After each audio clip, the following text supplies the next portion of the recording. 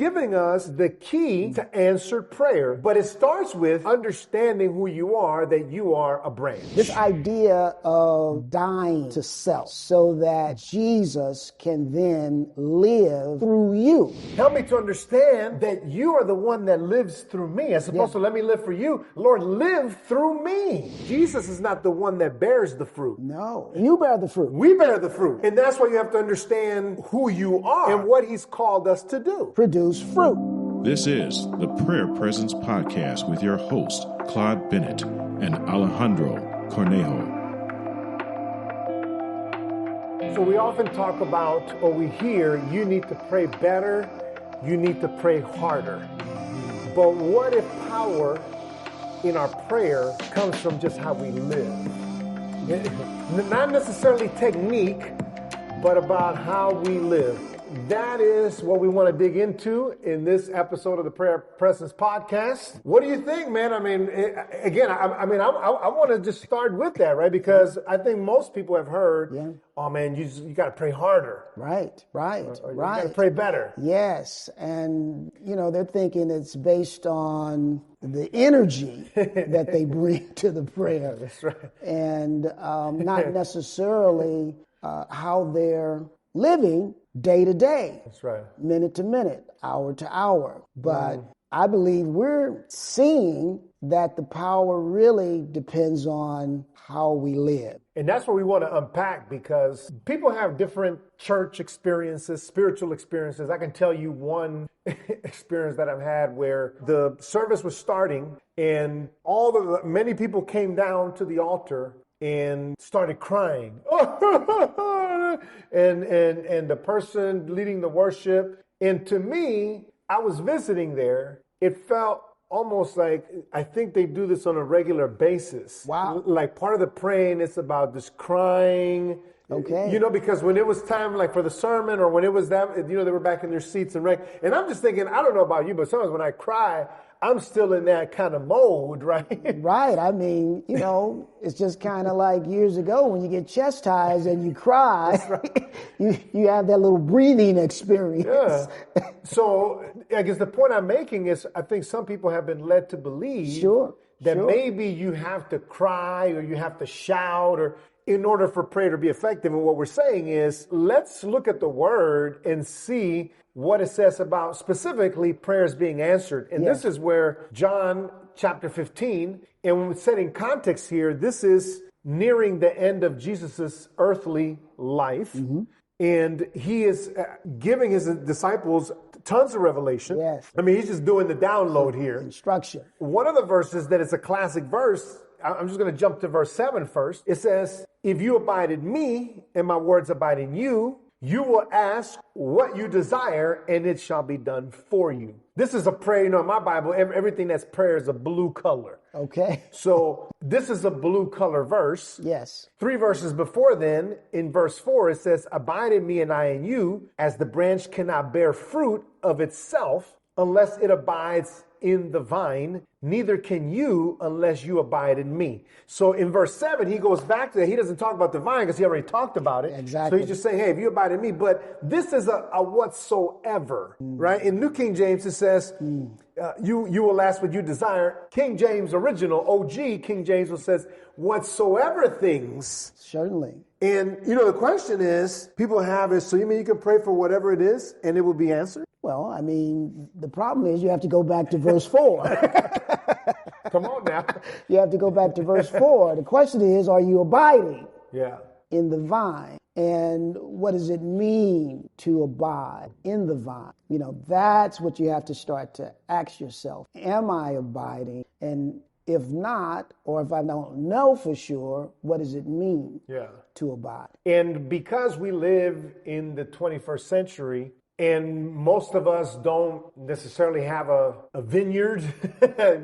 We don't have winery. Maybe you have a winery, you understand this. But the analogy that he makes is a vine and a branch that produces grapes. Yes. Right? And grapes produce wine. Ultimately. And what he's saying here, and what we want to get to is, he's giving us the key to answered prayer. But it starts with understanding who you are, that you are a branch. Yes. You know, yes. so it's and that's why I say, maybe we call this living the branch life. I like living the branch life. Living the branch life. Some people live the fast life. Some people live the rich life, the vida loca. Some people live the crazy life. Oh boy. But we're saying live the branch life. The branch life. So it's really about knowing who you are and who Jesus is. That's right. Basically, making sure from your perspective that you are remaining connected. That's right. To Jesus. And that's the key, right? When you understand what a branch does, and I think this is where it gets really interesting, that Jesus as the vine is the producer. Again, I mean, we try to have to understand here, the vine is similar to a tree, right? It's kind of like that trunk. Yeah. That brings in the nutrients, the sap. I love that. To the branch. Jesus is not the one that bears the fruit. No. Right? You bear the fruit. We bear the fruit. Absolutely. We bear the fruit. 100%. And that's why you have to understand who you are. Yes. And what he's called us to do. Produce fruit. Produce fruit. He said, greater works shall you do. And this is the part where people are saying, well, what do you mean by this, right? And I believe it's the fact that because we're here longer than he is, we're going to do much greater. He was here for 3 years. So many. I think greater can be in quantity, and I think certainly greater can be in some cases even, well, again, we don't know everything. That's right. That Jesus actually did first and foremost, right? Yeah. But let's just say greater is greater.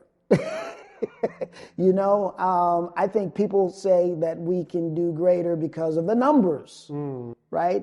I'm a member, you're a member, you're in a location, I'm in a location, all of these factors, right? But the bottom line is none of us, no member, can produce fruit without abiding. And the cool thing is, to me, I think what's exciting here when you're a branch is that in the process of abiding, there is, and I mean, we'll probably talk about this in the next episode, but in the process of abiding, that's where your growth, your appreciation, your sustenance, if you will, in him we live, we move, and we have our being. And when we understand that, that's where the knowing really happens. And that's going to be the secret to the whatsoever, right? Because people read this, when you take this out of context, if you take this verse and say, oh man, I can ask whatsoever I desire. Lord, I pray I have a new Cadillac. Right, right. Or whatever it may be. The problem with that is that James chapter 4. Yeah, are you asking amiss? Exactly. Are you just wanting something to consume upon your own lust? Upon your own lust. And if that's the case, then we're not saying you might not get a Cadillac, right? Yes. But you'll probably have to work for it or manipulate some folk. But anyway. Right. And that's what we're trying to get to here, is that process of abiding is the key, because you're the branch. And we talked about, if you think about Romans chapter 12, you become a living sacrifice. Part of that living sacrifice is where you submit your will, your emotions, your thoughts, your body. So the branch is, the purpose the branch exists is to do the bidding of the vine. I like that term, to do the bidding of the vine. This idea of dying to self. Correct. So that Jesus can then live through you. Correct. And see, that's the piece that often gets misconstrued, because often people are thinking, they're praying, Lord, let me live for you, right? People say, we even sing some songs. For sure. Right? For sure. I'm desperate for you, kind of, right? Yeah. I mean, that doesn't even, I don't know if people are desperate. I mean, I don't know if that's, I'm going to leave that one alone. But, I know people like that song, But the point being, right, Paul said, I have been crucified with Christ. He doesn't say I've been crucified. He says I have been crucified with Christ. I believe that's another connection to the vine here, right? Certainly. So the vine and the branch, they're connected. They're two different parts, right? But they're still connected. I have been crucified with Christ. It is no longer I who live, but Christ that lives in me. And the life that I now live in the flesh, right? Because the body, you're gonna have a body for eternity, right? I'm just gonna put that one's for free, right? God is concerned about your body, right? Because you're gonna have one for eternity. Now it's gonna be a glorified body, right? But the life that I now live in the flesh, I live by faith in the Son of God who loved me and gave himself for me. So here we're saying maybe the opportunity is, or the way to think about that prayer is, Lord, live through me. Help me to understand that you are the one that lives through me, as opposed to let me live for you. Lord, live through me. 100%. Right? Let me be your hands and your feet. Yeah. I mean, let your mind, let his mind supersede your thoughts. Let him actually use every part of your being. That's it. That's a living sacrifice, though. That's a living sacrifice. That's a living. I mean, and that is the key to producing fruit. At least one. We'll talk about the Father's role, but we have to be very clear that it is Jesus in his life. I remember listening to a podcast, and there were these guys. They were talking about hip hop, rap music, and Christian rap right now. On a skill level, craft-wise, rhyming-wise, these guys are really, really good. Okay. And Sway, who is, Sway in the Morning, is a popular, show. He's having these Christian guys on his show.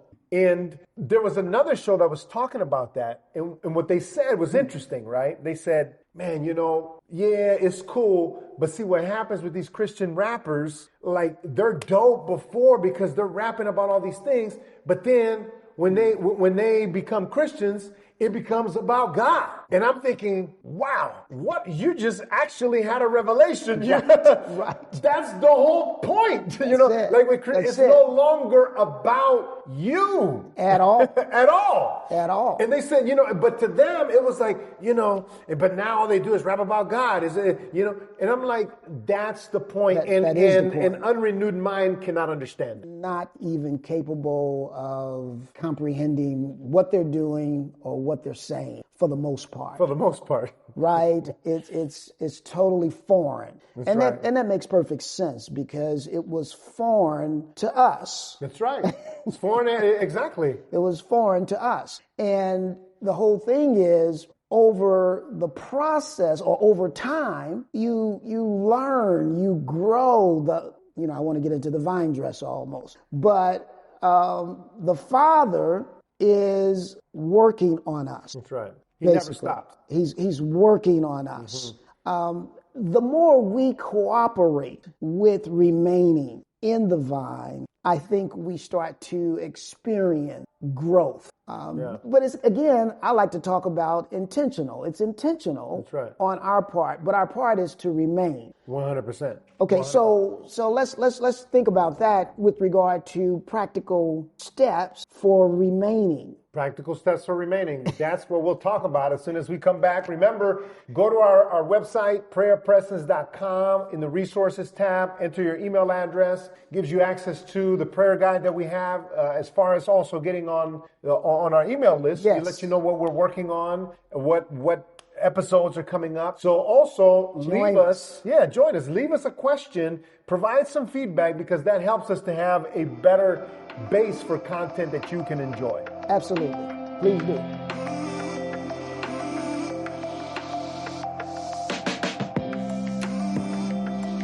So Claude, you mentioned before the break about learning how to abide. And one of the things I read from Andrew Murray, his book Intercession, he mentions this phrase, you pray like you live. And I think that's a great way to perhaps unpack a little bit about this abiding, right? So you pray like you live, meaning that, hey, based upon your habits and your lifestyle, that's typically how you will pray. Definitely.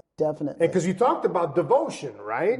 Right. I mean, literally, once you kind of understand this whole idea of abiding, right? That's when, in my opinion, your desire for prayer increases exponentially. You realize that the more you're in a place in your heart and in your mind that you need Jesus.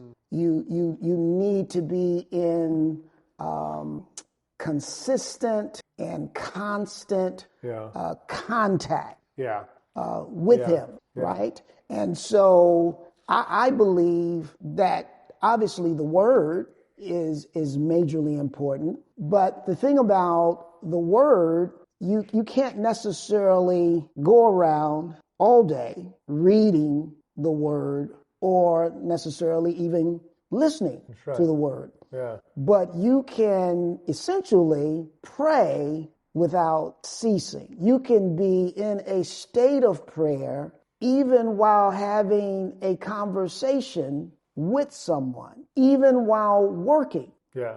You can be in a state of prayer. In other words, you're listening for the Lord's unction, leading, speaking to you, bringing things to your attention. You know, I think of, this is a verse that I think about a lot. When you were talking about it, I just thought about it. And this is Psalm 10, talks about the wicked.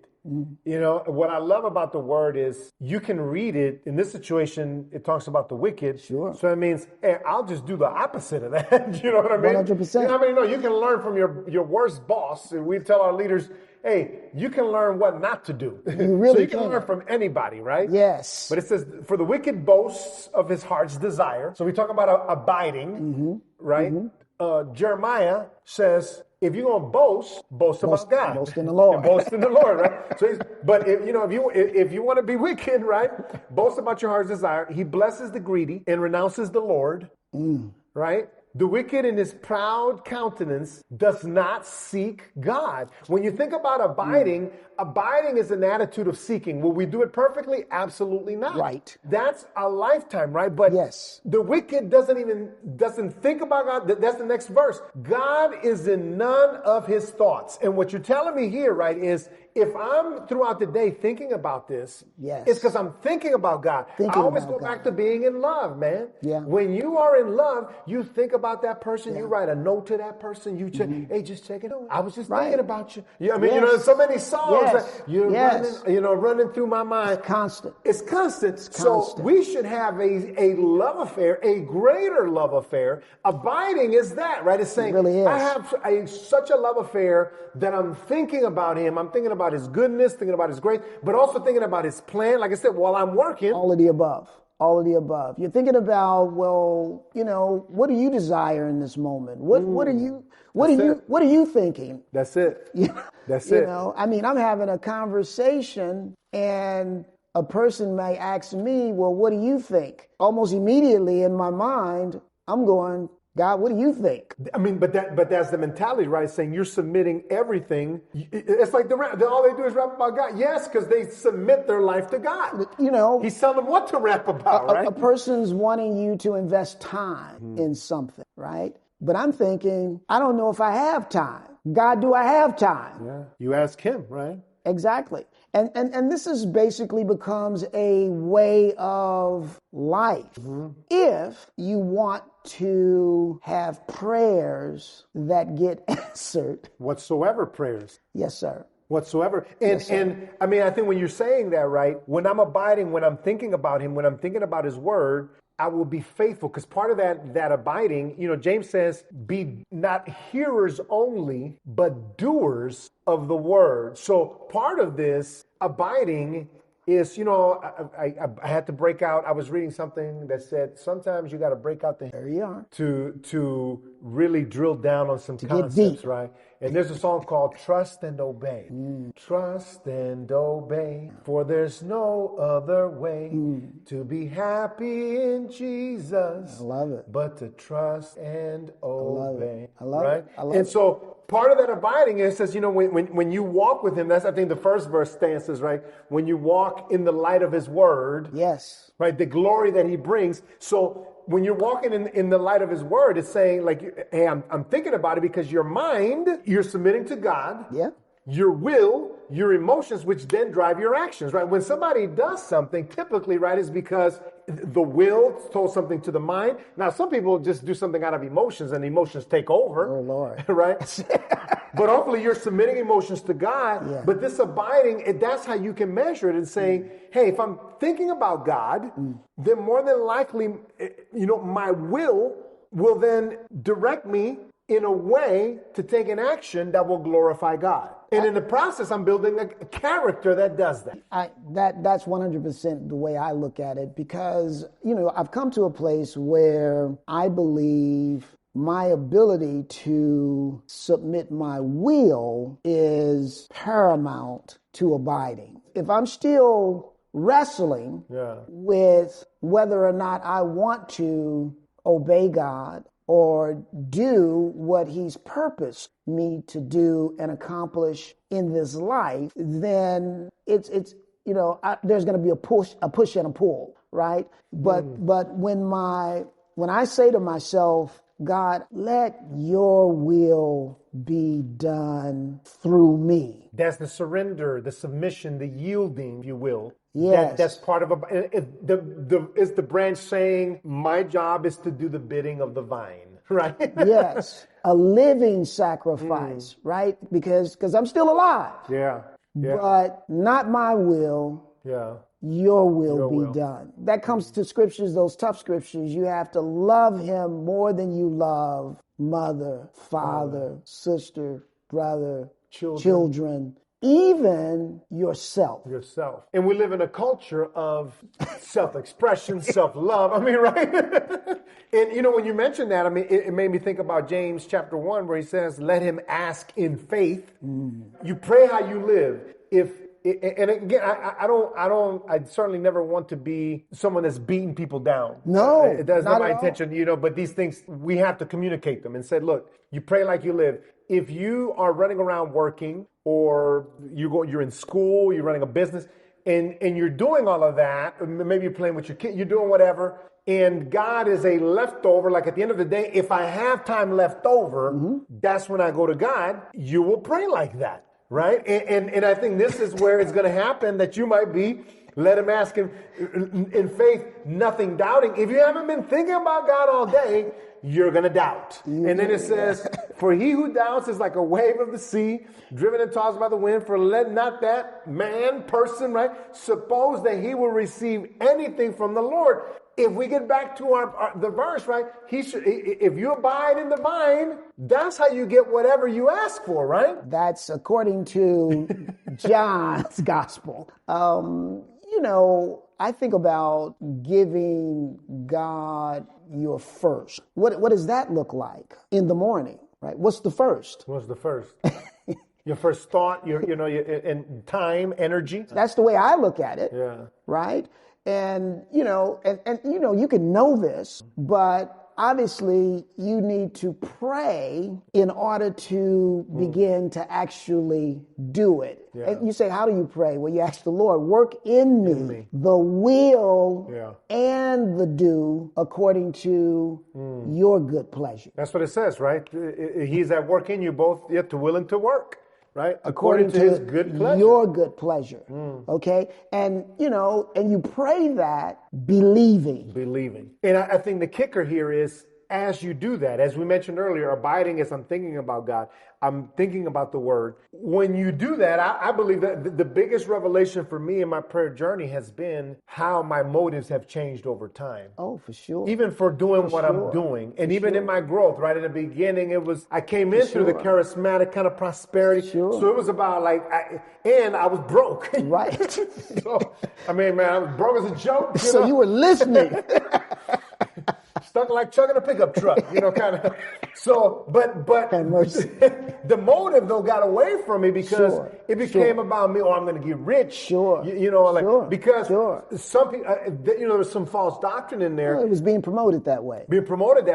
But the more that you abide in the vine, it says, "I'm the vine, you are the branches. He who abides in me, and I in him, bears much fruit. Without me, you can do nothing." And this is the thing that he says on here, verse 3: "You are already clean." Because we'll get this, we're going to have to get it in the next episode. Right. But I'll just mention it here. You're already clean because of the word which I have spoken to you. He said, the word I speak to you is spirit and life. When we have his words running through us, our prayers and the motives are going to be aligned with what the vine is providing, right? I'm going to produce a grape, not an orange. Right. Because I'm going to be praying for the grape. You know, it's so interesting to me as you're talking. You know, I'm kind of going back over the years, and you know, just meditating on Scripture, and even looking at the Scripture where it says the outward man is perishing, but the inward man is being renewed day by day.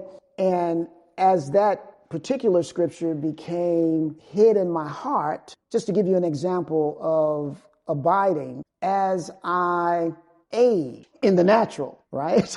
Bang! That's it. Bang!